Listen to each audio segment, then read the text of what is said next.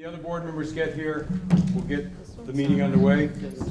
However, I do want to apologize to folks.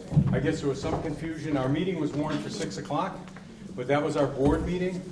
And then when we sent the flyer out, this meeting, the public session, well, it's all public, but this forum was for 6:30. So for anyone that came early and was confused by the message, the board apologizes for that confusion. But again, the board meeting began at 6 o'clock up in the teachers' conference room. It's a public meeting. People can come to those meetings anytime they wish. They're the second and fourth Mondays of the month. If you'd like to come, you're welcome to come. But again, this was to start at 6:30. It is now 6:35. So at this point, I would ask that Mr. Kuhn begin the meeting by a presentation, an overview of our budget. And I guess also there's a microphone for folks in the audience if they want to speak to use that. You don't want to hold it? If you hold it, you might break into song. That wouldn't be good for anybody. All right, so I'm going to start on page 2 under our expenses, not our revenue. And I'm going to highlight the differences that we have between this proposed budget and the budget that was voted down at town meeting. And the first line under teachers' salaries, that before your town report was $927,673. It's now $925,066 for a difference of $26,007. I'm sorry, I'm having technical difficulties. I'll wait up here a minute. I'm gonna have to restart because the computer's not happy.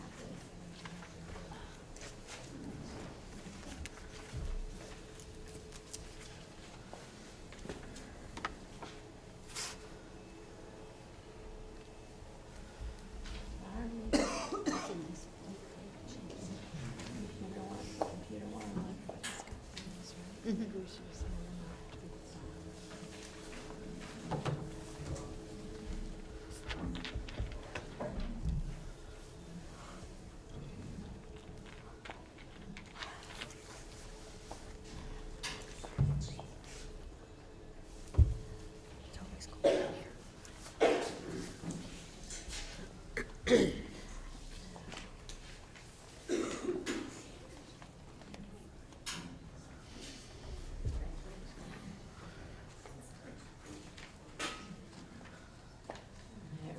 go.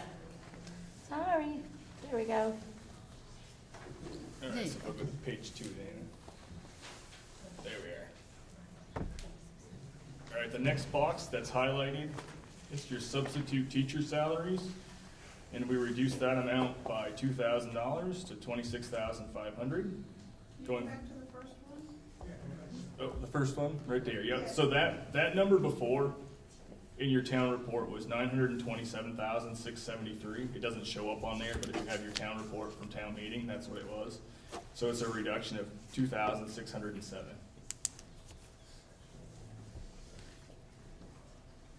The third box down, travel and conference. It was at $1,200 and now it's $750 for a difference of $450. Then technology supplies is now in the budget for $1,500. It was $2,000. That's a reduction of $500. And then the last one on that page that's a change is replacing instructional equipment was $2,500 and now it's $2,000 for a reduction of $500. On page 3, there are no changes.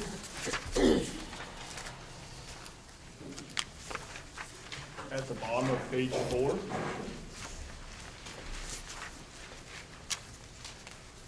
the electricity was reduced from $40,000 to $35,000, and that's just from savings that we've realized on our electric bills from changes that were made in the building to all the lights last year. So there's a saving of $5,000 there. For our heat, we were proposing $50,000 and now it's at $40,000, and that's because the entire Wyndham Southeast Supervisor Union has purchased its fuel oil for next year. So that came in at less than what we had budgeted, and there's a savings of $10,000 there. And then under the plant operation equipment, we reduced that by $1,000 to $7,500. On page 5, our preschool and service coordination with the preschools is reduced by $7,000 from $91,000 down to $84,000. And then we reduced the amount of money going into the capital reserve fund from $98,450 to $90,000. And we had an item that we're going to be replacing that came in $7,000 under what we had expected, so most of that savings is realized from that. And that brings our total that we reduced the budget to $37,507.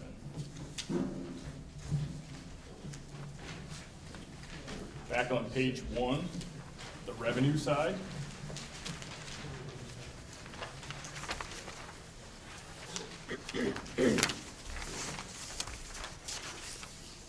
At the bottom of the local, we now have an increase of $60,000. That's the additional money that the recreation department will be paying us. And then we have the reduction of $37,506. So under the amount of money that's raised by taxes, the general education support, that number dropped by $97,506, and that's the addition of the $60,000 and then the $37,506. So in the prior budget, that number was $3,779,281. So between the cuts and the revenue increases, there's a difference of $97,506.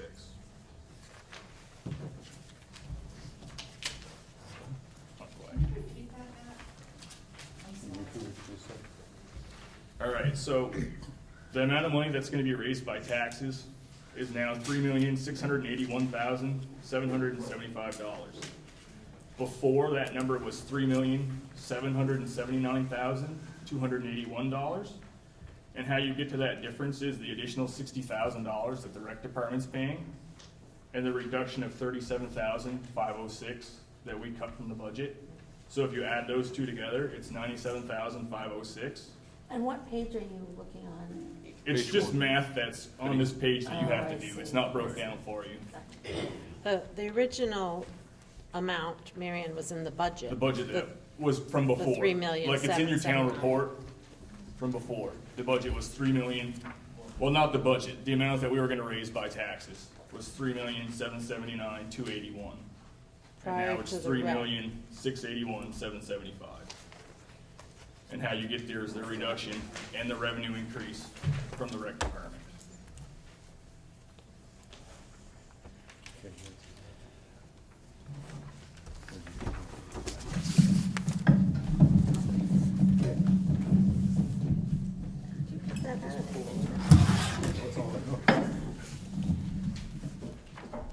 Are we ready? Okay, so at this point in time, we would open it up to questions from the floor. If anyone has a question, yes, sir. I just have a quick question, Josh, on the teacher salaries. Have they been set for 15-16, or is this a projection? They're set. They've been set.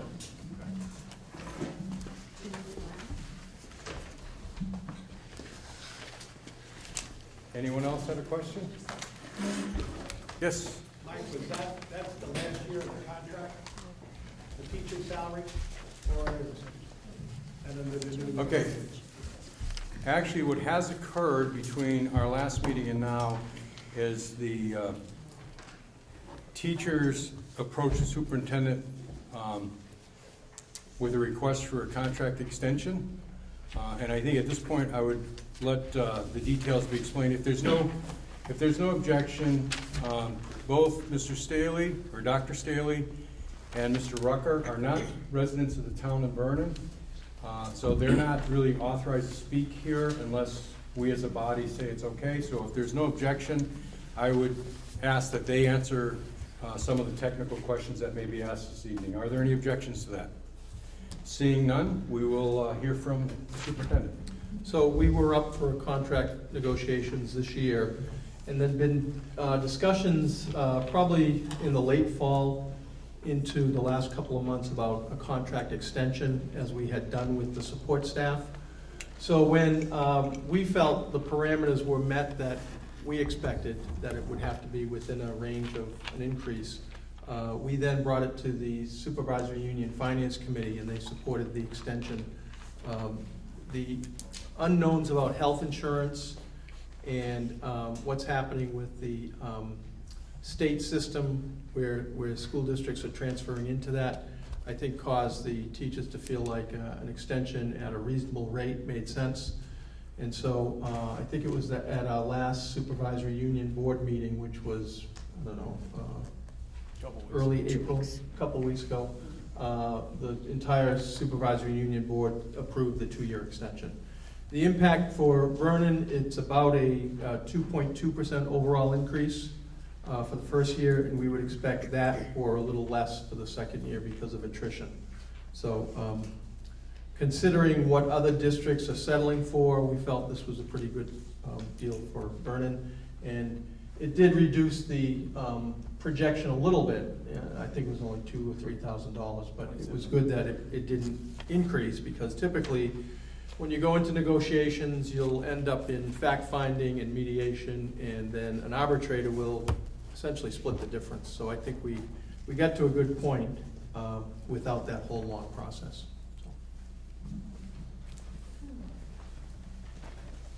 Yes, sir. Mr. Miller?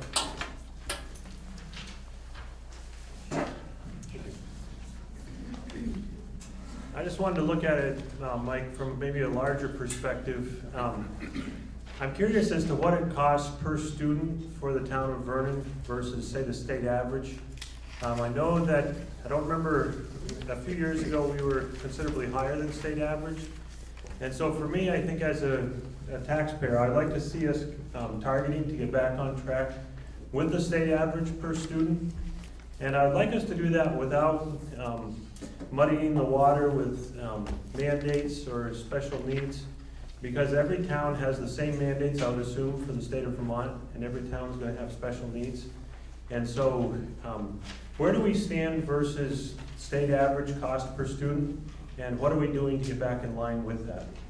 Okay, I would ask that, I'm not certain at this point in time what the state average is per student. Do you have that, Frank? That number? Sure. Just the Yeah. state average number? Yeah, so I think we did a handout on that issue at town meeting. And here's kind of sort of a recap. So fiscal year 14, the June, most recent year that we ended is what we have, what's available on the website. So you would see that if you go to the Agency of Education website. That's the most recent year of actual data. Of course, now it's April, May, going into May. We'll be closing fiscal year 15 in a couple of months, and then that data will become available. So our most recent data is fiscal year 14, and what we have is a list of similar school districts. As I say, if you went to the Agency of Ed website, you would see 105 school districts that are organized somewhat like Vernon in the state. State average equalized spending per equalized student, $13,790, and our Vernon number is 16,832. yeah, the equalized number is 14,886 on as far as the actual data that's published. We also have a number. Do we have that tax page that we can look at? Page 6. Page 6? Okay, page 6, and it's also been in the handouts that have gone out. I think the last page. This is more comparative data. Whenever you get into cost data, you have to define the terms because there are so many different definitions, but the one that matters from a tax rate point of view are these numbers that are published in your town report, and then the revised numbers. You were asking about cost per student, I mentioned the 14,886. You see that over right there. That's the data that I cited there. And then we have that compared to a state average of 13,790. And then you have the successive budgets. For fiscal year 15, we're at 15,432, and fiscal year 16 at 16,398. Equalized students that number is affected by revenue as well. We start with a proposed budget of $4,376,000 up at the top. We reduce that budget by revenues. See the 694,870. So the school funding formula nets revenue against expenses, and then you have that net number of 3,681,000. We divide by the equalized students, 224, and that's how that number is derived.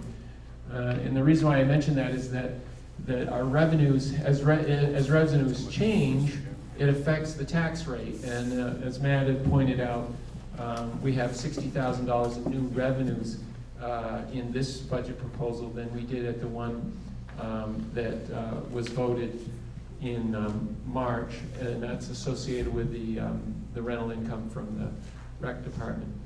The voters only vote on expenditures, so you don't vote on a tax rate, you vote on expenditures. That's that top line, and Matt reviewed how that affects cost per student. Okay, and what the board does, there are regional differences throughout the state where you'll see some school districts paying more, some school districts paying less. The highest cost being in the northwestern area around Chittenden County. They have the highest cost. But what we look at is how do we compare to the people in our geographic area? And at this point in time, if you look at Dummerston, they're 17,103. Putney is 16,951. Vernon would be 16,832, given what we have for numbers at this moment.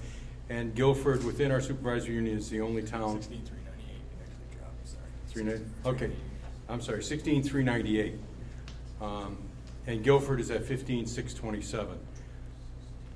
And for us, that's a more accurate reflection of where we are in the educational picture, because if you're in central Vermont, you have different economic pressures than we do.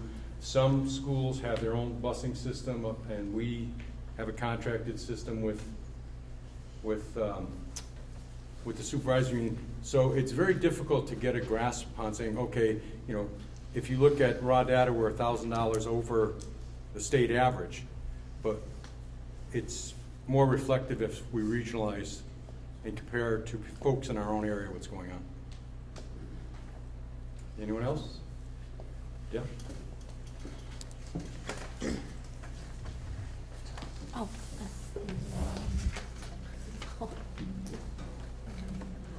Dale Gassett. I would like to go back to the negotiation part. I've heard Mr. Staley say that a reasonable increase of 2.2%. But I want to know where the participation is for the school board on a negotiation. Do you guys have a seat at the table when the negotiations with the teachers are actually done, the teachers union, I guess, in this case? We normally have for the last several negotiations. This was a unique situation. We've never had the teachers approach us with a pre-negotiation settlement. And most of that groundwork was laid well before any of the boards were aware of it. We didn't become aware of it until very late in the process. And it was presented to the Finance Committee of WSSU. So this is an anomaly to what would normally happen. All right, I hear you speaking about that, Mike. What I'm referring to is the normal negotiations, when you sit down with the teachers, disregarding the anomaly that we're talking about right now. Right. Does somebody from the board or participate and sit Yes. in on the negotiations? Yes. And who would that be? This year would have been me. Okay. And we have one other board member that sits in, but they're not the official negotiating member. Well, I'm glad to hear that, because, you know, we all elect you, we as taxpayers elect you guys, and so you become our voice, you know, in exactly what takes place with this. So I'm glad to hear that part of it. I'll turn over the mic. I do have some other questions at some point, but I don't want to monopolize this at this point. Okay, thank you. And there was someone over here, I saw a hand. No? Oh, nope, behind you. I can't see, I can see the hat, can't see a face. Oh, there we go. Okay. Dean. Hi, Dean, how you doing? I'm gonna ask a question out of my ignorance here. What is an equalized pupil? How do you go about getting an equalized pupil? Okay, it's a very convoluted system, and it's what makes education in Vermont a very complex issue, and the funding of education extremely complex. Having said that, I'm going to invite Mr. Rucker to explain what an equalized student is. Okay, yeah, it's a good question. Is there any, okay. Yeah. Yes, the purpose of the equalization of students is to assign resources to districts that have differing types of student populations.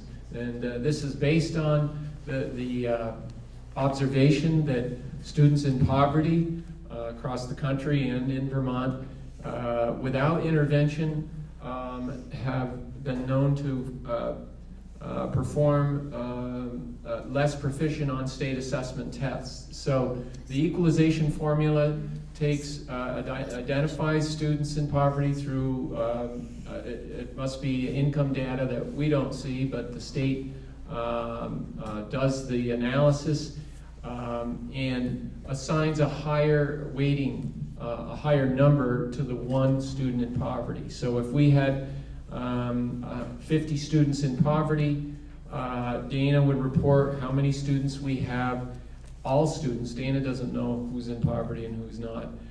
None of us do, but we would report all of our students to the state in November.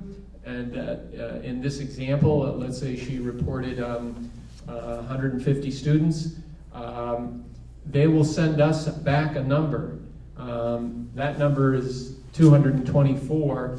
That number reflects a weighting for students in poverty. It's a 0.2 factor. That's the weighting factor. They also assign a weighting for students that English is not the primary language. So these would be students where we're also teaching them the language. Those students are assigned another weighting. For the secondary, those 224 students include some secondary students where Vernon pays tuition. Folks probably understand that high schools run driver's ed programs, alternative ed programs, other types of academic programs that are more expensive than elementary. There's a weighting for high school students. So the purpose is, when we get to the funding formula, as I illustrated earlier, you take spending divided by students and you get a spending number. You can see that the higher the number of students, the lower the cost per student, right? So the idea is, if you have a high proportion of students in poverty, your number is going to be higher than the actual head count. A higher number of students divided by the same budget is a lower cost per student. The whole tax rate is set on cost per student. So that's the purpose of it. It's essentially to bring more resources to communities with high levels of poverty, so that you can bring those interventions to educational programs and help those students be as successful as all other students. Yes. This one.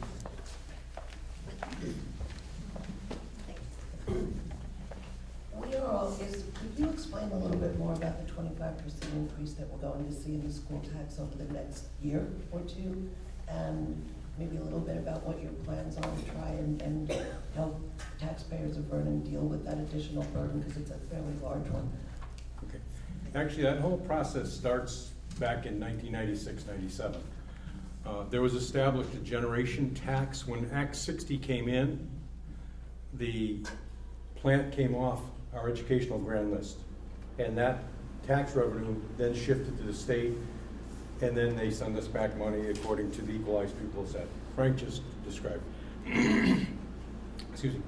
And what occurred was, Vernon argued that we are sending a significant amount of money with the generation tax to Montpelier. So we should be receiving some benefit for hosting the plant. So what was established is that we would pay half of the statewide property tax amount. As years went by, and then you had the uprate, there was a renegotiation, and we were then set at 75% of the statewide property tax. Back in December, as the legislation was written, when the generation at the plant ceased, our tax was supposed to go to full 100% of the statewide property tax. I went up to Montpelier and went before the Ways and Means Committee and argued that that was really unfair because of the years that we had provided benefit to the state, and we would still be hosting the plant. I argued that we should have a 30-year ramp down on that percentage with like 0.75% a year. That was not really well received. They thought it was a little much. So I went and spoke with the Speaker of the House and I asked him what would be a position that he would support. And what he supported was if we had a ramp off of 5 years. And there was some negotiation back and forth, but it ended up at 5 years. So what happened was for 2 years we would remain at the 75%. Then we'd go to 87, then 92, and then at 50 or 100%. So 4 years down the road, we will be at 100%. Our plan is to do what we've been doing since Act 60 came into place. Each year we analyze our budget and we see what needs to be done to provide a very good academic program for our students, or the best program possible for the money that we can support, and come up with that program, but also realizing that the taxes continue to go up. So over the years, and actually I think the principal has a slide that would show how our staffing and things went over the years in our student population. But our plan is to ratchet down, again, what we're doing, be cognizant of what the tax rates are going to be, and that's why we suggested this year that we do that adjustment to the capital plan, because this is the year that it'll be the easiest to raise that money. Going out into subsequent years, it's going to become more and more difficult to raise money. And that's also why at next board meeting in May, we're going to be looking at entering into a contract to contract for a net metering system, which would allow us to lower our electric rates. And what we've done, besides adjusting staff, we've every year do analysis of the building and what it costs us to operate the building, regardless of the number of students we have. Whether back in the day when we had 280 students and it dropped all the way down to 125, now we're back up to 161. And those are real students, not the adjusted students. Now that we're back to that number, or was it 163? 163. Oh, I mean, 163, we gained 2. So anyway, we've looked at programs to adjust the building, because no matter how many students we have in a building, it costs us X number of dollars to heat it and to light it. And we have been making adjustments that, such as the change in the gym, where if you walk in the gym right now, the lights would go on. And if you left 15 minutes later, they'd go off. Prior to that system, they would be on until somebody actually came in and shut them off. So we were utilizing a lot of power for nothing. An analysis was done by our head custodian to our air exchangers. And that's a project that we're going to be doing this June. Presently, the air exchange in the building is continuous. So our exchangers run continually. This system there'll be monitors in the system that when in the gym, when it calls for a change of air, the air handlers will start cycling. So we'll realize some savings there. And some of that was reflected in the numbers that Matt read, where we lowered our electric expectations and stuff. And hopefully we're going to be able to further adjust with with the cost of heating the building. So those are where a lot of our savings have come over the years. And again, it's been a slow ratcheting down of what we've been doing. Unfortunately, what that reflects is a slower rate of increase. No matter what we do, we're going to be increasing, I mean, inflation, whatever other impacts there are. And what we try to do is slow that rate of increase as much as possible. So that, I hope that answered your question. Thanks. Yes? Roger Dietrich, the secondary students were briefly mentioned. And I wondered if you have any information as to whether there is a significant difference in the costs depending on which school they go to, and if so, if we have a breakdown for how many are going to Brattleboro and how many are going to Pioneer Valley. Okay, there are 108 students at BAMS and BOHS, and I'm not sure the exact number of going other places. Is it in the 60s, right? Okay, so Sally confirms it's somewhere around 60 students. And there is a savings from the simple fact that we pay up to the statewide average for someone going to a different school. And in doing that, it's less than sending a student to Brattleboro. And it's not that Brattleboro's gouging us, it's that we're a member school of Brattleboro. And as a member school, there are things that you pay for that are not normally paid for in tuition. So if someone going to from Dover to Brattleboro, their payment is less than a member person getting an assessment going, because there are things you cannot pay for in tuition. So we do save some, but I'm not sure how much it is on each student. But it is a savings when we send someone somewhere else. Just following up on that, has there been any look to see whether then it would make sense to direct more students to the less expensive programs? Actually, the board has always been of a philosophy, and again, looking back at how we got to school choice.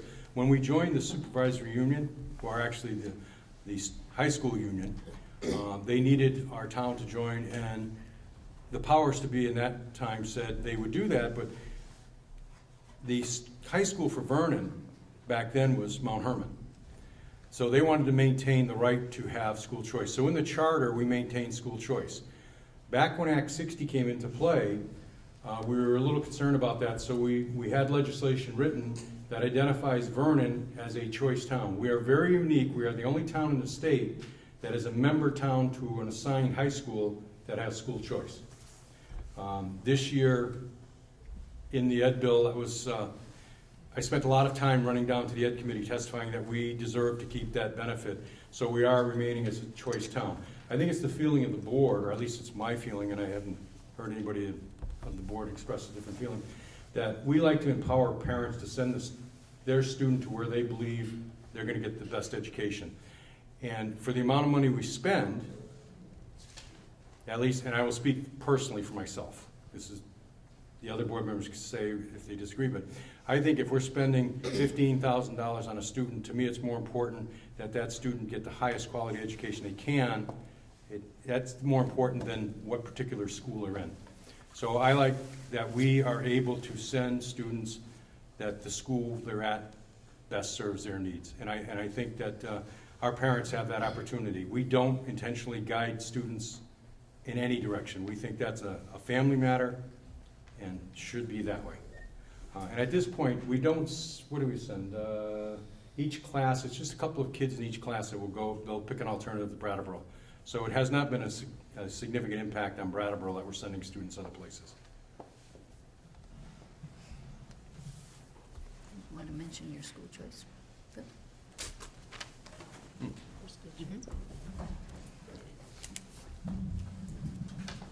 Peggy Trust. And looking at the budget cuts, I guess I expected to see maybe a few more cuts in staff or something of that nature. It doesn't seem like we're reducing much in our work, kind of like around the edges. That's just an observation. My question is, you've got 2 teachers that now teach grade 6, two classrooms for grade 6, Yes. and they'll be graduating. So the kindergarten class only has 15. How many do you expect in the kindergarten class next year? I will, again, asking, our principal is also not a community member, so if there's no objection, I would ask her to answer that question. I have a follow-up question. We're expecting 21 students to our kindergarten next year. There will be 1 teacher and 1 assistant. When we looked at the staffing for this year to make a decision about what made sense for our students in our school, instead of cutting a teaching position, which could have been an option, I made the decision to cut a paraprofessional position, maintaining a certified staff with a certain level of training to provide educational support to students who require it. We're finding that the way that we provide our literacy and math instruction is really by looking at the needs of our students and grouping them in certain circumstances according to certain skill base that they need. In order to do that effectively and productively, we need to have staff members who are trained and able to deliver that kind of instruction. So that was why we made the decision why I made the decision instead of to cut a teacher, to cut a paraprofessional. And if you look at a lot of what is being discussed, when I go and I hear talks about different educational initiatives throughout the state, what they are encouraging is really to hold on to certified staff toward the benefit of educating our students effectively. I don't know if now might be the appropriate time. I have heard folks saying a little bit about how our numbers haven't changed, our staffing numbers haven't changed, even though our student numbers have changed. And so I thought, well, I'm gonna look at that and see if that's really true. And so my very scientific look through many yearbooks over several years shows that what you see in this graph here, and it's a little foggy, I'm sorry, is essentially, this first line is 1994-95. This red line is 99-2000. The green line is 2004-2005. The purple is 2009-2010. And that last blue line is 2014-2015. So if you extrapolate out over time and look at what was the average student to teacher ratio, have we actually decreased our student to teacher ratio? And what I see when I look at those numbers is that in some years we have more and in some years we have less, but I don't see anywhere where we strayed from what our goal is, which is to maintain a manageable student-teacher ratio. So you won't see a classroom that exceeds 21 students. 21 students is a large classroom. And when you look back over those 20 years, so I didn't look back just a little bit, when you look back over 20 years, that has been maintained constantly over that time to the benefit of our students. I also just looked, now I looked only 1 through 6 because for many of those years we had kindergarten classes that were split, AM kindergarten, PM kindergarten, and I just felt like it muddied the water a little bit. So I looked at enrollment and it kind of bears out what Mike was saying earlier. So this is, again, 1 to 6, not K to 6. It went down, down, down, and we've got to give it some years to see what that upward trend looks like. But we're certainly not where we were several years ago.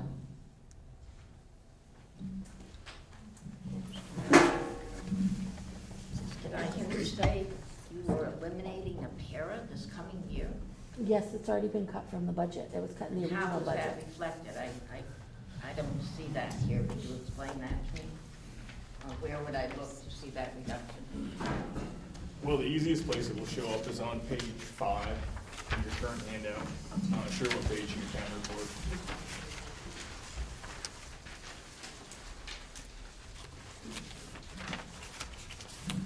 If you look under special education, there's special education paras, and it's down $41,853. And no, that's not one para's salary. There was some other adjustments that happened, but that's where the position is shown to be gone.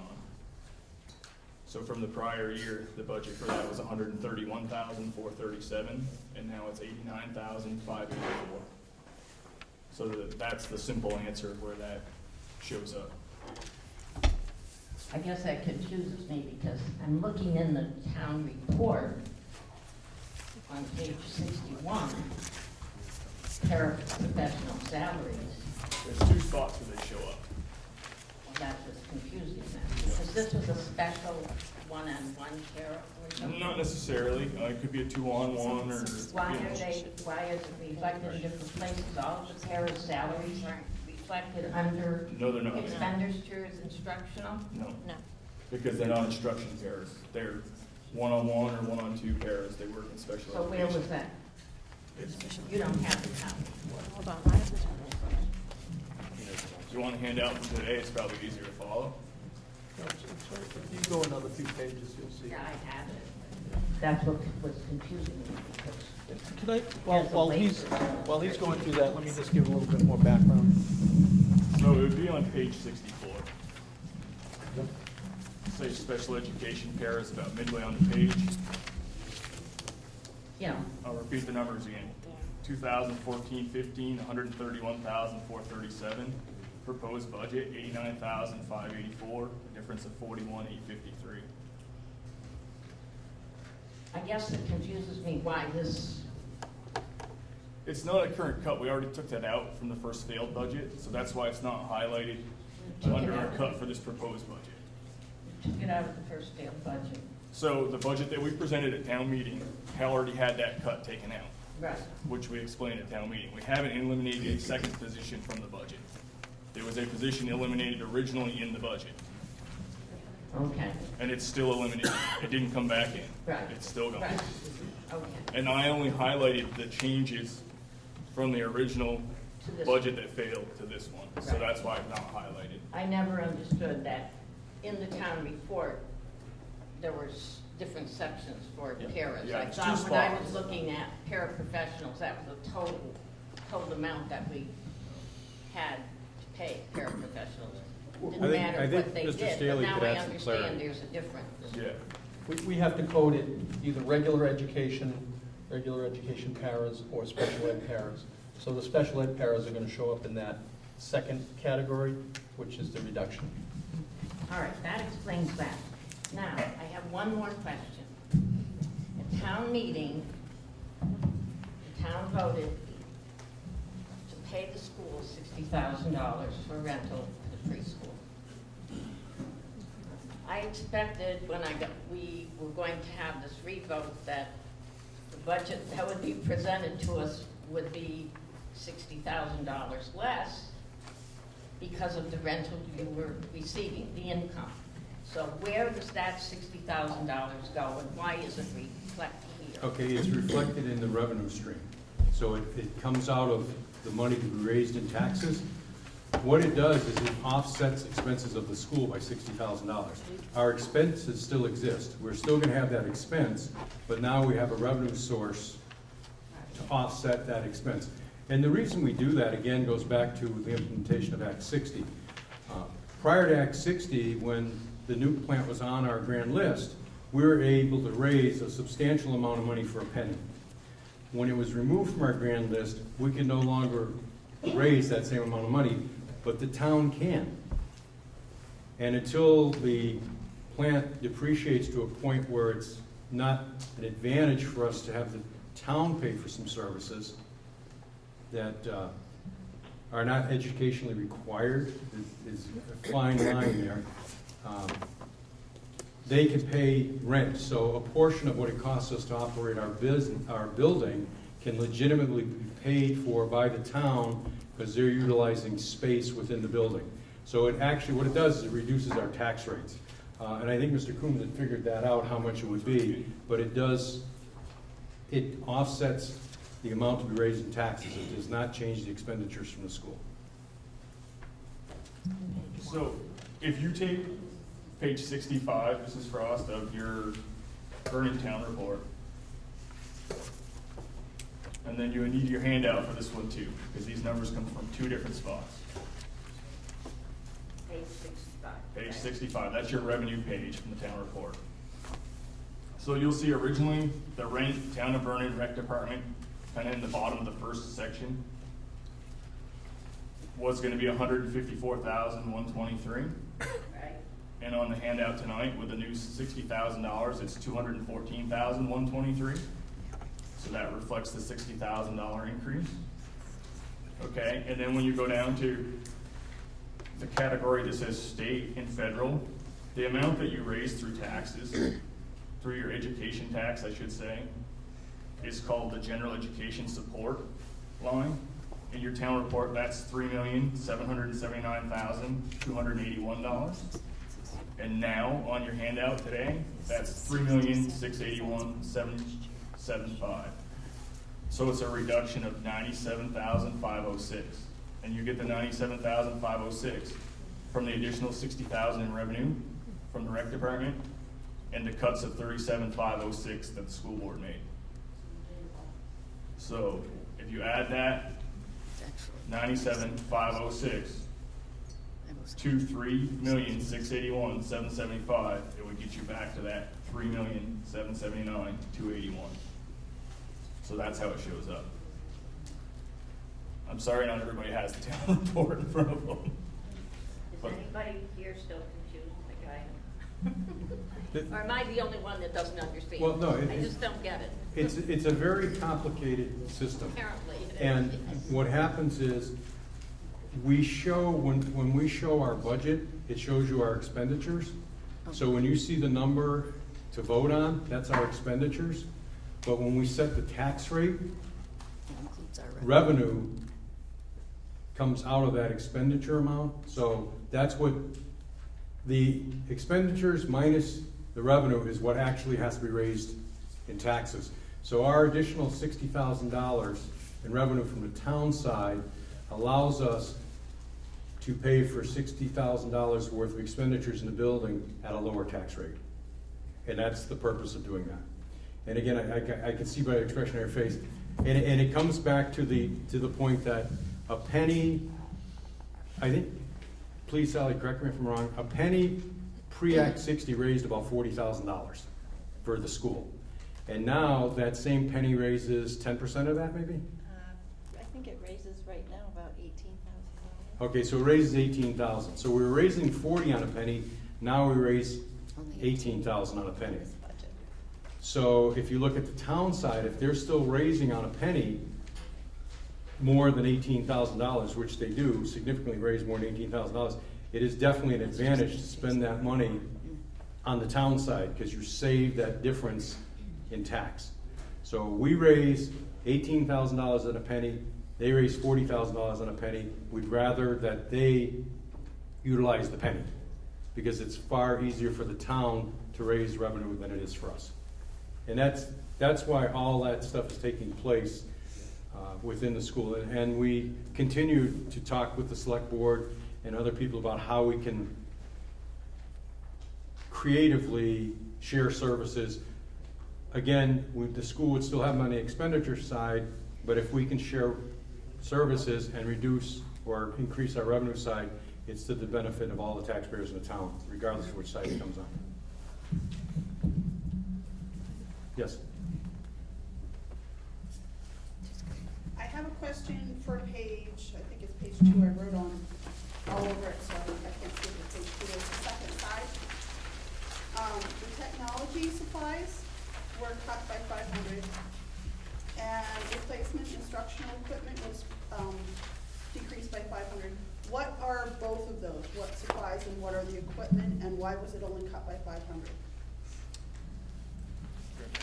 I can answer that. Let me just make sure I'm answering the right things. Okay, so the tech supplies is really anything related to what we need to run all of our computers and all the hardware. So it might be replacing a computer that dies. It might be, like we just had to purchase a whole bunch of headphones because the new state testing that takes place on computers requires every child to have a set of headphones. So technology supplies can be anything sort of within that realm. The good news is we're doing, more things online. So, so some of the expenses that used to be aren't there, which is why you can cut some of it. We don't need to buy CDs anymore because people are not copying things onto CDs. The other non-instructional equipment, it could be tables and chairs. And those just basically got wear and tear, and so sometimes we need to replace them because they've been worn out. I was under the impression that last year we just got a whole set of new computers. Yep, and we budgeted more in this year's. They're not actually computers, they're Chromebooks. So they're much less expensive than traditional computers. If you look around at schools and you also just look around in our society, you'll see that people are using computers to function in the world. And so our students need to be able to also use computers, not just in a tech lab for 20 minutes a week, but when they're writing papers, when they're giving presentations.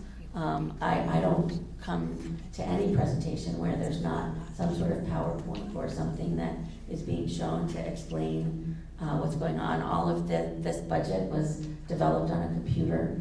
And so those computers are there for our students, and the relative cost of those computers is far less than it used to be as that technology becomes more essential to functioning within our society.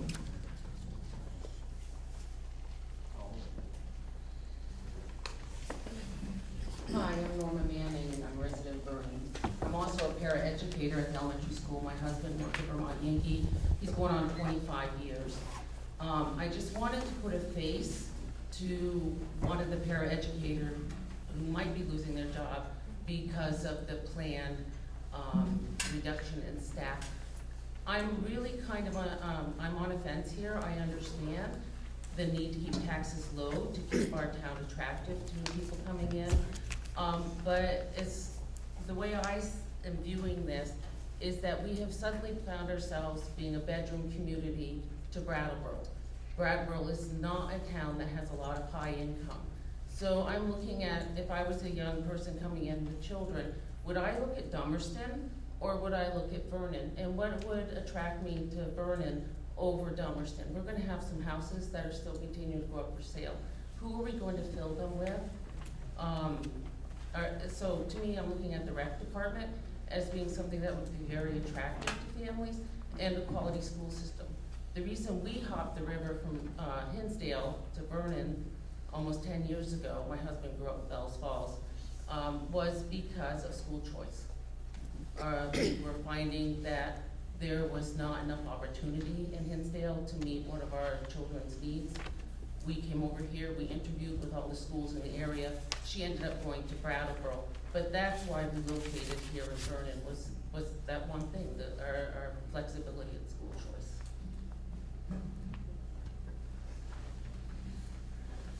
Mario?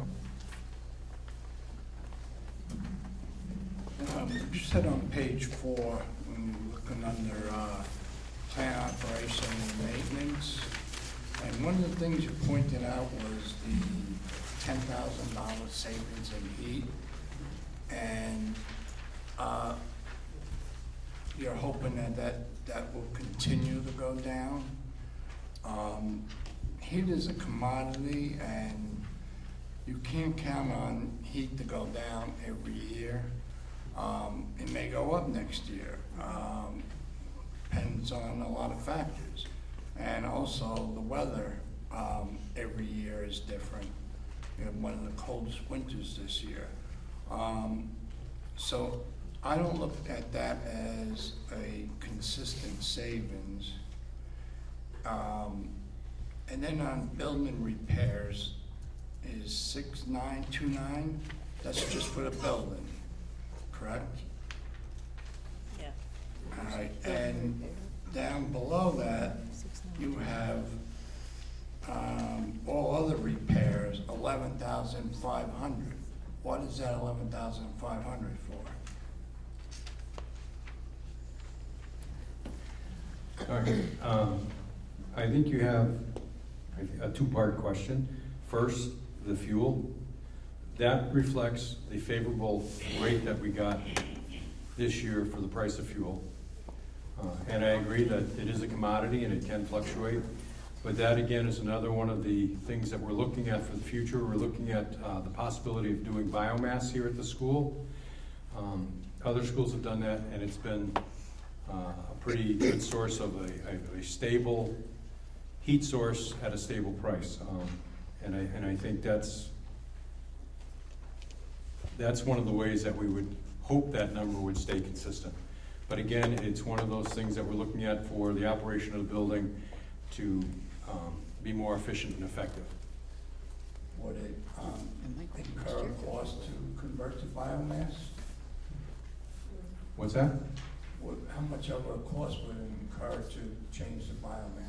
We are exploring that presently. We're not certain. We'd have to determine if it was worth the expenditure. The same as we did with the air exchangers. There's a certain cost. How much time does it take to pay that back? And is it, well, just as you would with your house, you're not going to put a new furnace in if it's going to be a 40-year payback. But if it was a 5-year or 10-year payback, it may be advantageous for you to make that change. And again, we're looking for efficiencies, and all of those considerations would be the payback amount and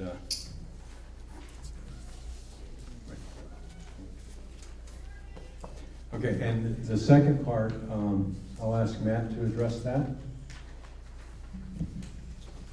So under the building repairs, there's two different categories, and one of them is the 6929 is more of a ongoing inside your building, locks, things break, that sort of stuff. The smaller items, and your 11,500 is like painting that goes on in the summer, carpets that get replaced. It's bigger items, but that are budgeted, so they're not coming out of the capital fund. And then you have a third spot where you have really large items that come out of your capital fund.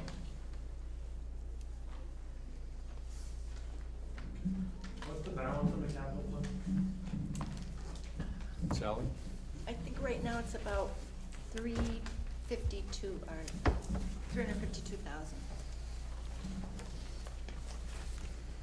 I see a hand. Is the $90,000 that you have designated for the reserve fund for the capital fund? Correct. Yes. That's the same thing, reserve and capital? Okay, and is there a criteria for you to use your capital fund? Like, do you have a minimum, expenditure that you require for that money to be used? And how did you determine the 90,000 as a figure, and what are you adding it to? Because I don't see anything in the town report that indicates where the monies will be listed, line items or whatever. Walter, you want to answer that one? Are you looking? Yeah, I'm looking for. We did get that information. It's on page 53 of the town report if you have it. Okay. We did have that information for the town. We're looking for it now. And we got the 90,000. We came up with that because we didn't fund the capital fund last year or the year before. So we're trying to get something in here while the tax rate is a little bit lower. I think you'll find this handout, if you all have that from the town.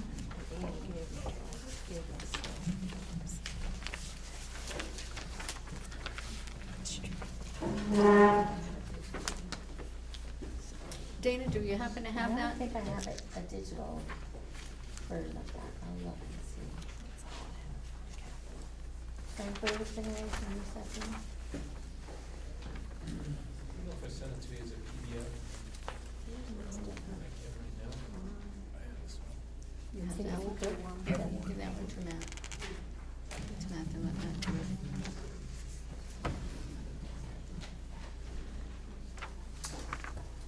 We have a capital plan that we've been working on with Ian, our head custodian. I would say it's not in there. Hopefully it'll be in for next year.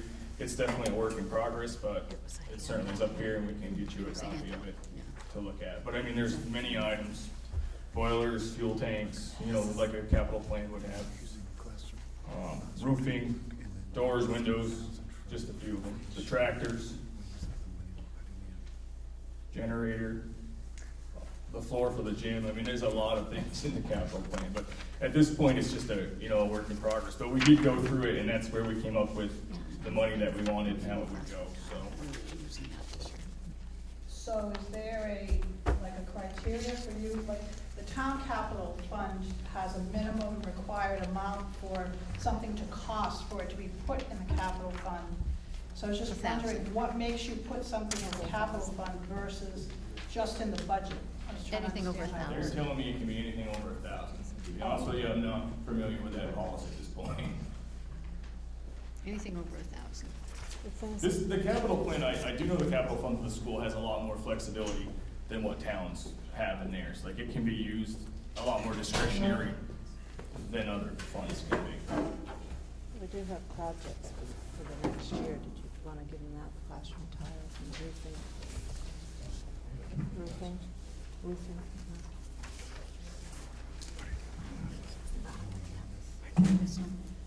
Roofing and tiles is what we're spending on. Well, yeah. So Matt, can I just ask you? Sure. So what, how did you arrive at 90,000? That's what I'm trying to find out. It was at 97, and I think that's 98. It was at 98, and when our No, I budget. know, but how did you come up with the number at all? Is my Give question. them the dollar amounts on that, Ian. We're trying to keep the capital fund from being, we're trying to replace money that we're spending. We have 5,600 earmarked for classroom tile work next year and $93,000 for roofing work next year. And so with the 90,000 coming in, we'll at least keep the capital budget at a level close to what it is at this moment, after a couple of years of going down as capital projects were carried out with no new monies going in. So if you look, projected on the overhead are all the nuts and bolts. The 5,600 and the 93,000. Right there. F. Huh? F. Column F. Column F, 56 and 93. Can you bring it back up? It Scroll should be up. fiscal year 16 blank. It should have totaled 98,450. Right there. So the 53. That center row, Yeah. right there, right where the cursor is. Thank you. So there's a major roofing expense next year and some new tiles to go in. And originally we were looking for 98,450. And then this year, we're gonna replace the air handlers like Mike mentioned. And we had budgeted 45,000 for that, and the bid came in at 37. So there was $8,000 in savings there. So when the budget failed, we removed that 8,000 from the 98,450. And then to make it an even number, we took the 450 off, to be honest with you, so it came to 90,000 even, and that's how the 90,000 came up with it. Okay, well, the town plan from this year, it shows a page of the capital plan, on page 53. And it shows you have a balance of $432,941.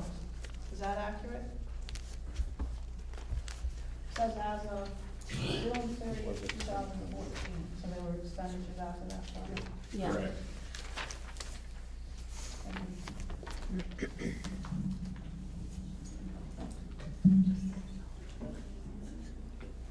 If you scroll down to the bottom,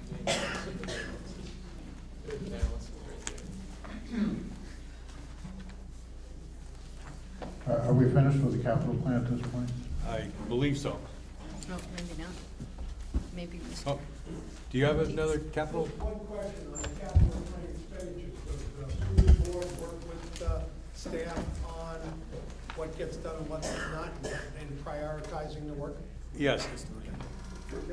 Yeah, our head custodian brings all proposals to the board, we review them, we review all the bids, and then we make the decision. So it is a comprehensive effort. It is not one individual making a decision.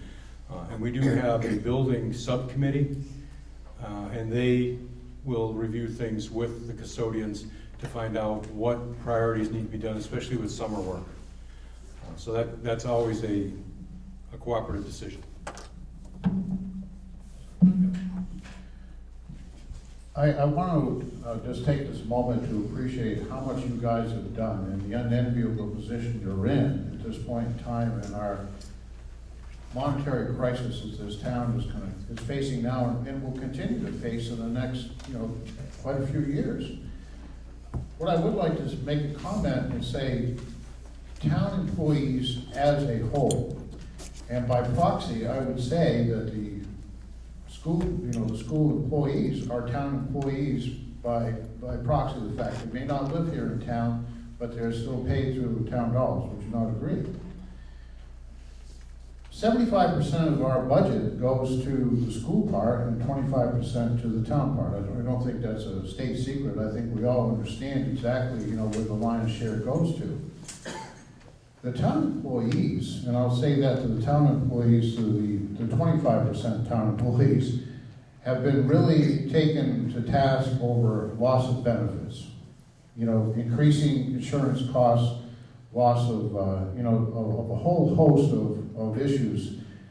And yet, Mr. Staley says that a 2.2% increase is a fair increase. And I'm just wondering, as something to ruminate and think about, how fair is that when 25% are taking a hit, on one side of the coin, and yet, the 75%, the school employees are taking an increase, be it small, it's still an increase. It's not a decrease like the rest of the employees. So I guess I would just say this and as a closing comment is to say that we have a very serious situation approaching in our town, and I know you guys know this, and yet to look at what you're doing for the budget. I know you picked up 10 grand for fuel, a few other $1,000 here and there. But honestly, fellas, people to say that you're doing a $37,000, decrease, for a 4.2 or whatever the number turns out to be, I'm not sure people really understand, how that's gonna fly, in the grand scheme of things. And I know that, we have another vote coming up, and this is really our only venue to comment on the budget. I'd like to make a proposal to get the townspeople into the budgetary process long before we get to this point. Would it be unreasonable to say, when you start the budget process next year, to invite, people in to talk about exactly where things could go? I mean, to me, we're at the 11th hour, and yeah, we can comment on it, but, you proposed a budget to us, and now it's just either an up or down. We really can't change it much at this point in time. So I'm asking, we're all here. We're all citizens. We're all taxpayers. We're not your enemy, but we still have to support this whole process, financially. So wouldn't it be a fair and reasonable request to say, come on, let's get us into the tent a little bit earlier than what we're doing now? Well, I appreciate your comments, Dale. I really do. And you're making one of our arguments for the board. Okay? We always ask that people show up at all of our board meetings.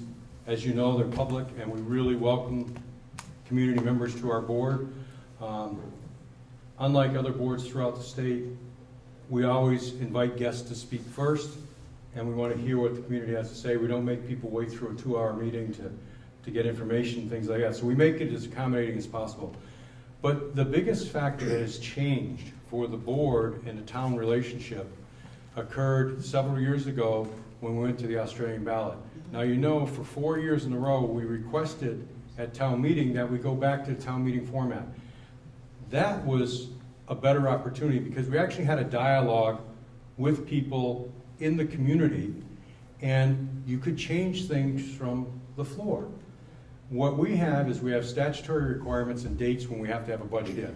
So we have to have these forums, and it's really hinders conversation. We're a small town. We don't need to operate like a city. And prior to like 4 or 5 years ago, we would sit down here at town meeting we would present the budget and have a dialogue with folks about what do you think is important to you as a town, or we as a school, or we as a town, to have happen with our students. Once we went to Australian ballot, that no longer existed. And exactly your complaint is the complaint that the board's been making for 4 years in putting that article in saying, would you please allow us to go back to the town meeting format? Because we don't hear directly from the townspeople what they want. It would be nice to have, when we present you the budget, as you said, that's the budget. Well, if we presented it at town meeting and you said, gee, you know, could we adjust $40,000 here? We can take a look at that and we can have a conversation about what the community wants out of their school. And the school can once again say to the community, what do you want from us? And this format, the way we do it now, does not allow for that. So I agree with you 100%. I would love to have that dialogue go back to the way it was, where we have the best democracy possible is the town meeting format. You present your budget at town meeting. It's not a done deal. People from the floor can adjust the budget. And I agree 100%, and I appreciate you bringing that up because I think that's really important. That conversation needs to take place. The board cannot operate in a vacuum and operate effectively.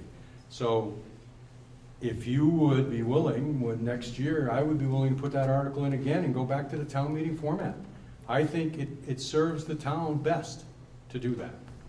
Also, Mr. we Saley. do So I also, just to provide a historical context on the teachers' settlement, prior to the last contract, which was a 3-year contract, the teachers for 2 years took a 0 increase in their salaries, with a higher cost to the employee for benefits. So there was that period of time for 2 years that they really didn't get any increase. In fact, they had to pay more, as most people did during that economic time. And then, you know, we go through a fact-finding process that the fact finder that's an independent fact finder that will look at regional salaries, and we're compared in southern Vermont to southwest New Hampshire and western Mass. And that's where, over the last 2 contracts, we've come to a settlement based on the fact finder's analysis. So, Can I ask you a quick question? Yeah. When you say salaries, are you talking a median income for, you know, for this county or for this area, albeit not teachers, or just salaries in general? the fact finders are looking at teachers' salaries. Teacher salaries. So they're looking at teacher contract salaries, and they're looking regionally, they're looking at our neighbors, Wyndham Central, Northeast, Southwest, but they're also looking at Keene, the Southwest New Hampshire, and, you know, Western Mass. So they are looking regionally at teachers' contracts. And, you know, it's important that we have a competitive salary structure to be able to hire people, because we're losing people that we can't, you know, get at the starting salary because they're taking jobs in other districts. Well, just a comment, would it be a fair thing to say, could you also look at salaries as a whole for the general population? We realize now that, you know, there are 650 really high-paying salaries that are suddenly going to diminish, you know, so that suddenly those of us in the trenches most every day, you know, are going to bring the weighted average down quite considerably. So I understand what you're saying. You're looking at the teachers' salaries, but wouldn't it be a fairer thing to look at the salaries of those who support the teachers? Yeah, I mean, it's an economic reality of the region. That's right. Mike, just to make a comment on what you said about the meetings, I think what we'd like better would be pre-budget meetings, not necessarily looking at the budget after you've made it, but. We do have pre-budget meetings. Okay, so we can come to pre-budget meetings? All of our meetings are public. We have no closed meetings, and they are on the agenda, and it gets posted, and it's posted on WSSU, it's posted at Town Hall. So you would know when the workshops were coming. We have 2 public meetings prior to. And then we have the 2 public meetings forums prior to the actual passing of the budget. But once the budget passes, we're kind of, here you go, folks. When we come here the night before the vote, that's done. The budget has been approved, and there's no change that we can make. Whereas if it's voted from the floor, you can make some changes. Or if they come. I get your point, but I guess what I'm trying to say is that if we were part of the process of the budget, or you got the sense of people in town about where we are and what we believe we can afford the budget to be, then it could work from a different place than you come up with your number. I mean, how do you arrive at your number?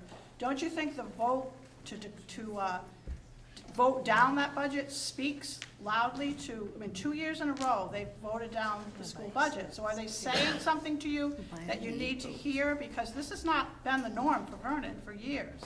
So our question to you is, are you listening to the people who are voting? Even though it's not, you know, a big margin, they're still voting it down. So Right. what are they saying to you? And you're our representatives, and we are the taxpayers, and we're asking you to consider us as well as the children.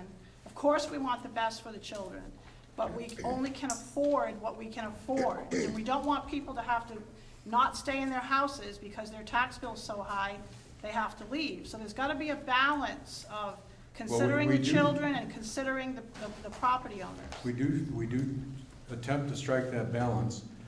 And when people go to the polls, one of the problems is you look at the warning question, and Deb and I walking out of the poll said, people aren't gonna understand that and they're not gonna like it, because you're voting on a $4.2 million expenditure. But that includes other things that we have no jurisdiction over in the school. Our budget is half of that. So when we deal with the budget, we're not dealing with that other 2-point-some odd million dollars. And that makes a difference. So when people go to the polls and they see 4.2 million, they go, oh my God, it's costing us a fortune to run the elementary school. It's a reaction to a number. But certainly, if people would attend our meetings, we'd be perfectly willing to listen. Marianne? Can we talk about something that's jurisdiction over? Like, I see transportation. For instance, like in the afternoon, there's 2 high school buses that pick up because, well, and you said there's what, 108 kids, 115 kids at the high school? At 66 passenger bus, that's 2 buses. There are 2 buses that pick up at the high school because one of them can't do the grade school and get up there. That bus then stops at the church up on 142 to let off a dozen maybe kids. So why waste a 3rd bus? Why doesn't those 2 buses just do the high school route? Transportation is up. There's a savings. I know the fuel accelerator thing. I know the whole transportation issue, but there is a place where you can save. Actually, it's up 3,500, but it was significantly reduced the year before because you got into a group contract. And there are adjustments, and we do look at that every year. Again, going back to years ago, if you recall, we used to have door-to-door pickups, then we went to a half-mile between stops. And every year we do adjust, and we talk with the bus company. And we talk with the bus company about how do we fit the needs of getting people from the elementary school, how do we pick up people from high school. So we do look at that annually, and we have made adjustments on an individual annual basis. But we also have to have the number of seats available if the students decide to come home. So it's. But you only have 100. You don't even have 2 busfuls for high school. So you don't need 3 buses. Yes, sir. What happens if we don't pass this budget? Well, we would have to have this process again, and if it fails a 3rd time, what happens is we go to 87% of the budget of the previous year until we get a budget passed. And if you think about that, what that would be is 13% of 4.2 million coming out of the elementary school. So you're talking we would have to reduce the elementary school by $500,000. And are you prepared to do that? No, absolutely not. That What would would we- devastate the school. There would be, we don't have anything that amounts to that much money that we could cut without destroying this school.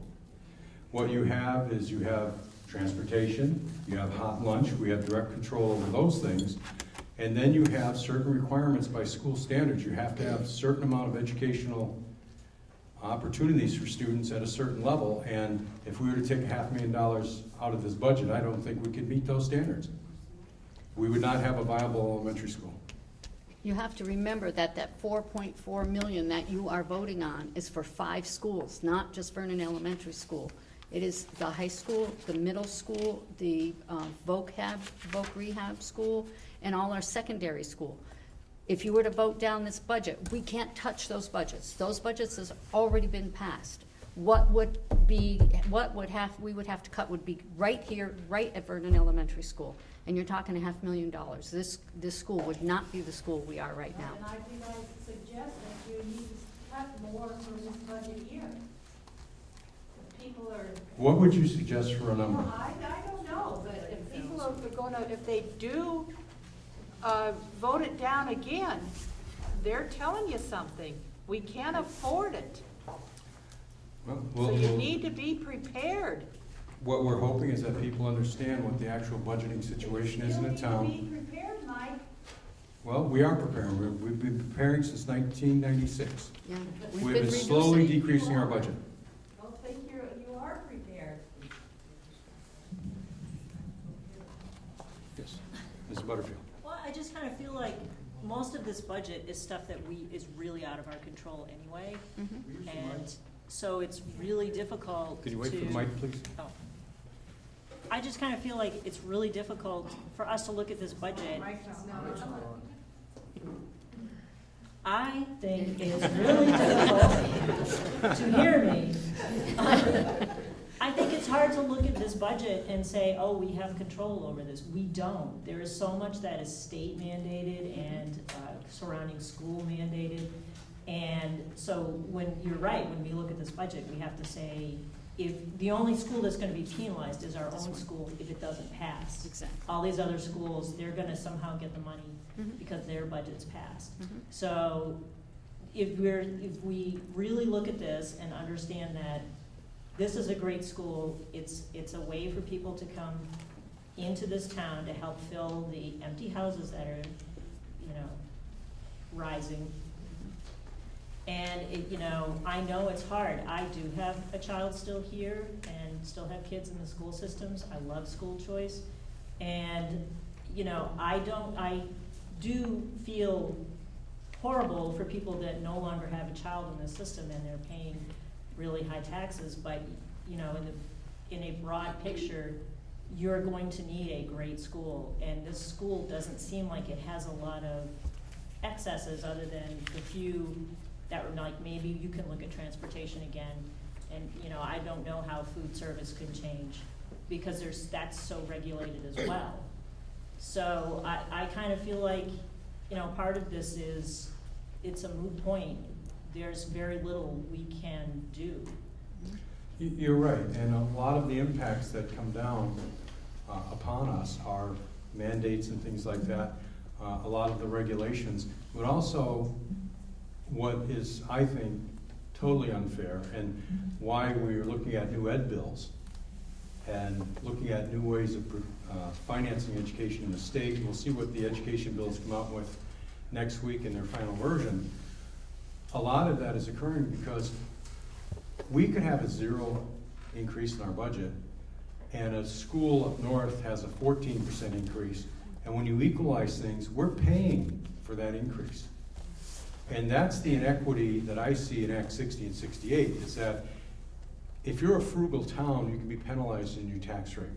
And you also have the common level of appraisal, that if you're not doing an inventory of your town on a more regular basis, you pay a penalty. I'm not sure what that penalty is this year, but I know that it's going to impact us significantly because it's a direct factor. You take your tax rate and then you multiply it by a factor of, what are we now selling? 1.13.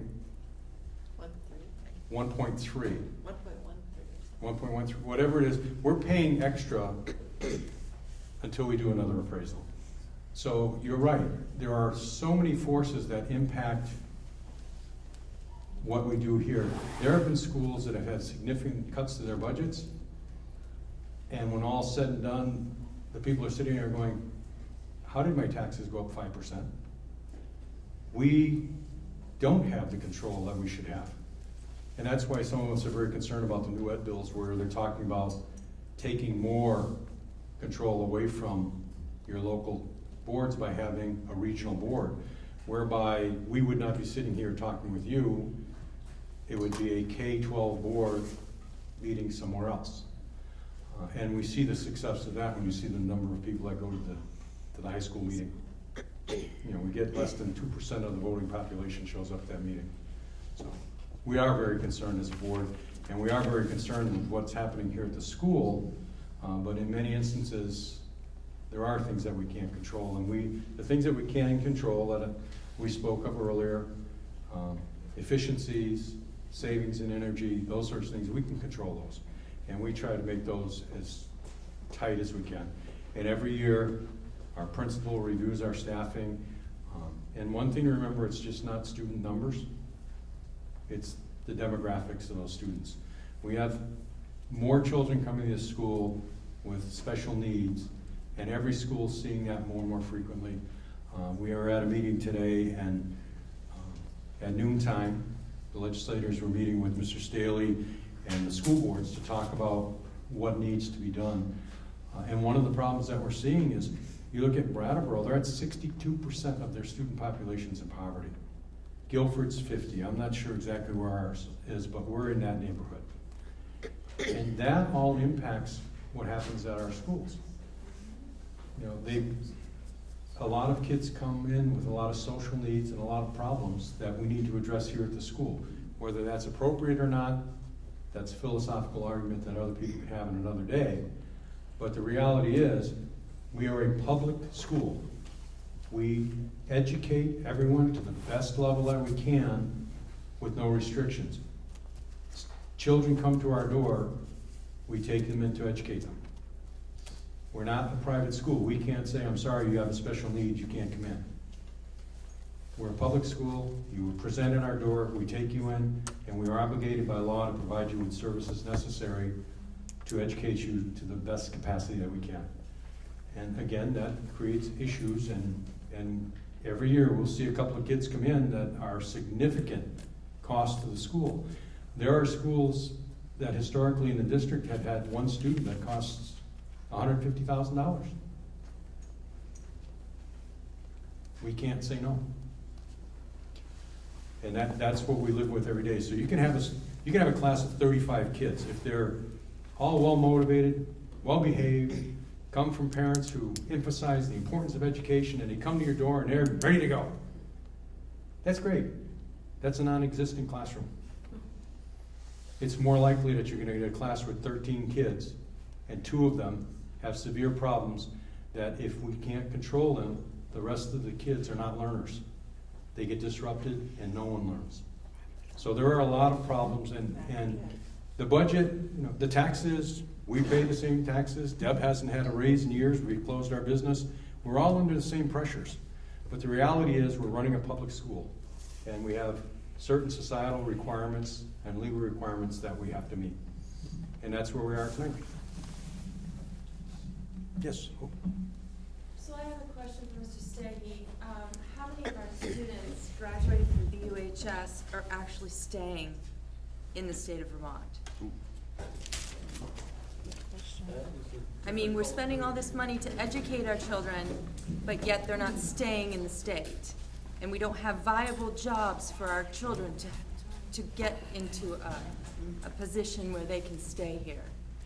So I don't have those numbers in terms of percentage of kids that stay in the state. I know the Vermont State College System is a great program, and a lot of our kids do continue there, and then other students go out of state. One thing that since you bring it up, I'd highlight that the high school has a very strong dual credit program where students as juniors and seniors are getting college credit, and that's helping our students and families transfer credit. We have kids now transferring 15 to 30 credits. And we have one too. through the high school into the college. And so that has helped us, not necessarily what you're asking about, keeping kids in the state, but getting kids to graduate from college. Not so much here. Yeah. I'm looking for students to stay in the state, but we don't have viable jobs for our students to stay in the state. You know, So we're spending all this money to educate, but yet there's no positions for them to fall into. Yeah, and I guess I feel like Mike said earlier, those are choices that students and families make. I know we're initiating a program with the middle school students for career awareness activities with some of the local manufacturers in the area. GS Precision has a great program that they're starting now for high school students as interns. We want to expose middle school students to that early on. Omega Optical is another company. The nursing at VTC is another area that there's a high needs through the Southeast Vermont Economic Development Group that has identified certain job areas that are needed in Windham County. So we're working with SEVEDS to, and then with the companies to have exploratory opportunities for our middle schoolers, so by the time they get into high school, they actually have a sense, okay, so I'm interested in science, technology, math, engineering, and there are positions in this area that you know, as soon as they graduate, they get offered either internships or regular jobs. So the more that we can do, I support that. But, you know, in terms of kids deciding, well, you know, I'd like to get out of Brattleboro or Vernon and go to, you know, wherever and experience that, you know, you hope that they have a great success in college and in their first jobs, but then they come back to raise families here. And we do see that. I see a lot of my older children that are now 30, 31, 32, that went away to school, but they're coming back to raise families. And I think what was said earlier, have strong school systems at the elementary and middle and high school, you're gonna attract families to come and live in this area and, you know, develop their families or raise their families. I think that whole question or comment might be more directed towards Mike as someone who spends time in Montpelier. Because that's the question that needs to be asked up there. You're asking us to spend, are we at the highest amount now in the country per student? Is Vermont the highest amount? How much do we spend compared to the other states? Well, I'm not sure how we rank Well, in total I know we're up there because I've seen reports of this. So the thing to take to Montpelier is you're asking us to spend more than any other state to educate our kids to send them to any other state, because the jobs aren't here for them to stay here. To spend that much in education, how do you justify that? You know what I'm saying? Yeah. I think that's what you need to take back to Montpelier. That's my other hat. When I leave here tonight, I'm heading back to Montpelier, and that's the fight you fight every day. We need economic development. We need different taxing policies. We need to be able to compete with our neighboring states. And that is a fight that goes on every day. There are some initiatives. There's a fight going on right now with the money that Entergy has offered Windham County, the $10 million, $2 million a year for 5 years, that we're struggling to keep that within Windham County for economic development. So the question you're asking is the question I ask every day. How do we provide opportunity and growth so our children can stay here? And that does get asked every day, and again, it's policies of the state of Vermont that we're not going to fix here that need to be fixed in Montpelier. But I do appreciate the question. Okay, it's 8 o'clock, it's a little after 8, so we're going to wrap up in a few minutes, so probably 4 more questions. Vince Johnson. Nobody enjoys voting down a school budget, but that is the only clout that we have in Montpelier. If towns don't continue to do that, you're not going to do anything up there. That's the only power we have. Well, I appreciate the comment, and it is paid attention to that budgets go down, but this year I think most of the blame was laid at the foot of school boards being irresponsible and not controlling their budgets. And if you look at the history of this school board, it's been a long time since we've been over 2%. and they're talking about a 2% cap. And most of your communities have been frugal. The problem is, in Montpelier, we don't necessarily like to look at ourselves for creating issues and problems. It's much easier to say that's the fault of the school board. And that's the message that comes out of Montpelier very consistently, is the school boards are not working effectively. But if you go to individual towns and you talk to people about their school boards and what they're doing and what the rate of increases are in their budgets, not in their taxes, in their budgets, you'll see that most school boards are pretty responsible. That's why we're very concerned about the new initiatives to regionalize boards. Yes, ma'am. To follow up with what Hope was saying, that's a valid point, but I think we're all looking at, like, this has been the end of our commercial industrial history in Vernon. But we have a current use property right across the street that could be reutilized for another power plant, for another industry. We have a development board right here in town. I personally don't know what time or when it meets, but it sounds like there are people that might be interested in contributing to actually rebuilding that sector of this town, to use that instead of just saying, oh, there's the graveyard of the plant. Why isn't it, there is the current use of our industrial commercial property in this town? There's a lot of issues there. Until the waste is gone. There's a lot of issues there. Acres over there, and that can be subdivided, can it not? They don't need all 150 acres. Actually, a lot of what occurs over there is going to be relative to what the NRC allows. So it's going to be a period of time, and at least it's going to be a minimum of 5 years, because what is sitting in the pool has to cool before it can be moved. So it would be a significant number of years before we're going to have access to that property. And the bottom line thing that you have to remember is the property doesn't belong to us, it belongs to Entergy. So, there was one lady behind you, Peg, that had raised her hand. Yes. Hi, MJ Woodburn. I've only been here 20 years. I've been a teacher, so don't throw any eggs. I have a couple qualifying questions and then I think a comment. So when we had town hall, Mr. Stahl, Dr. Stahl, were you in negotiations with the teachers then, or maybe invited to be then?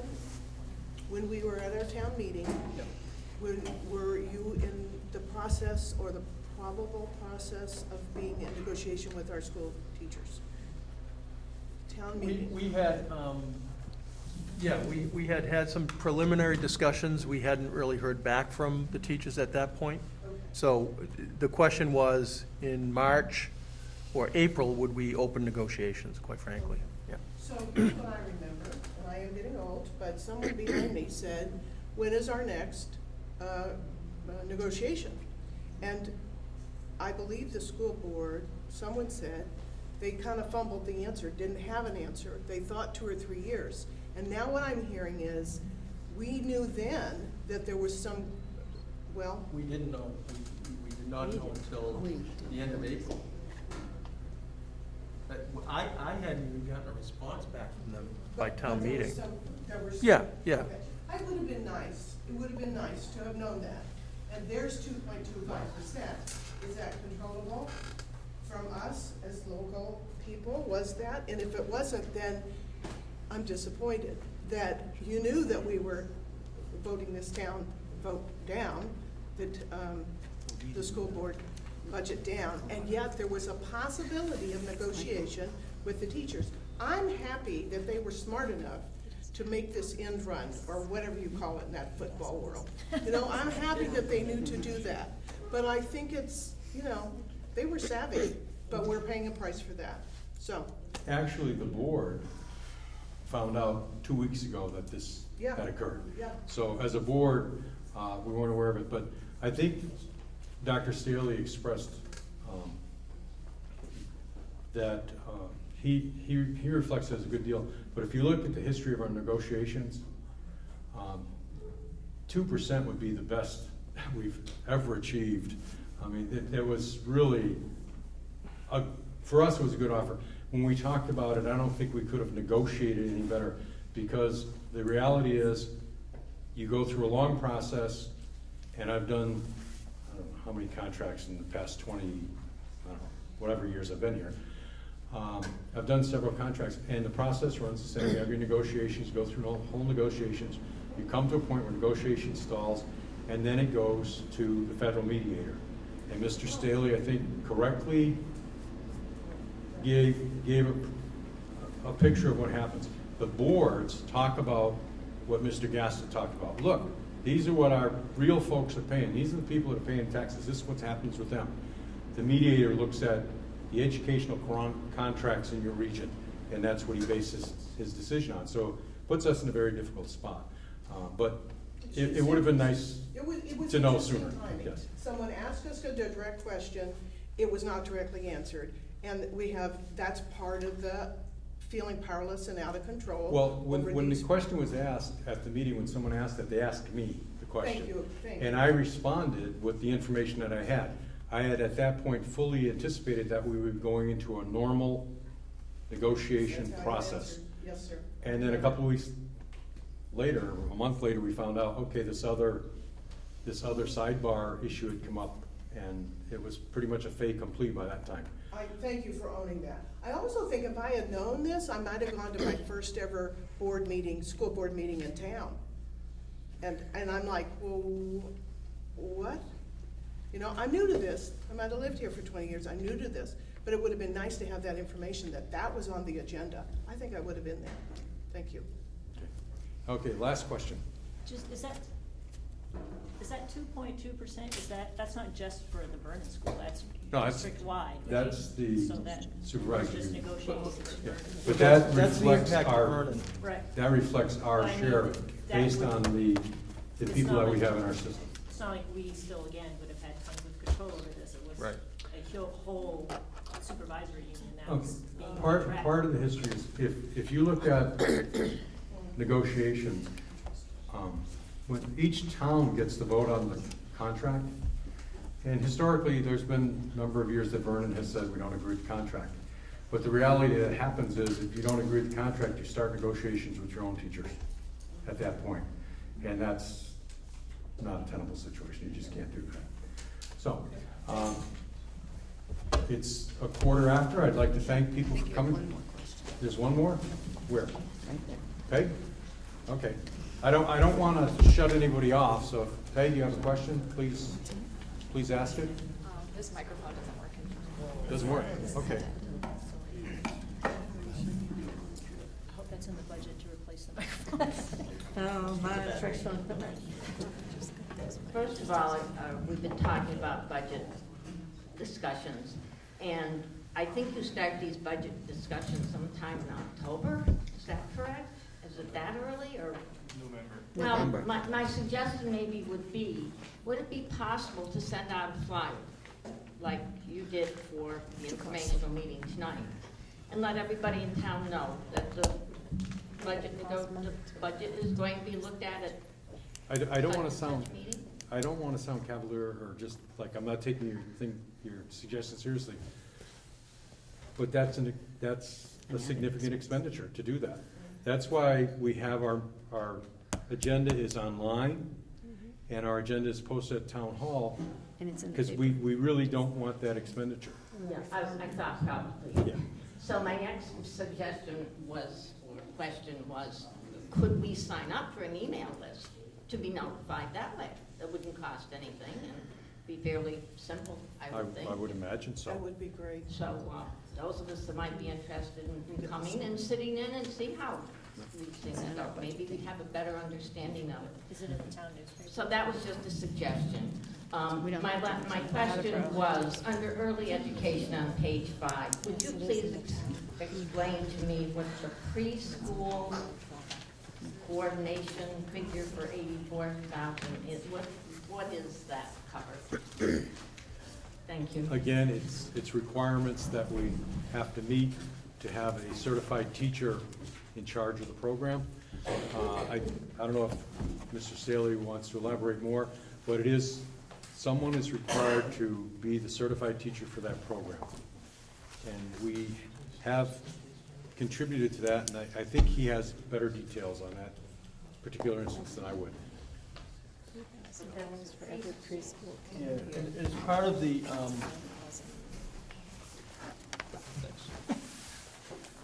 part of the preschool program with the state, that 84,000 represents, I think it's like 26 preschoolers that we're paying $3,000 to the providers.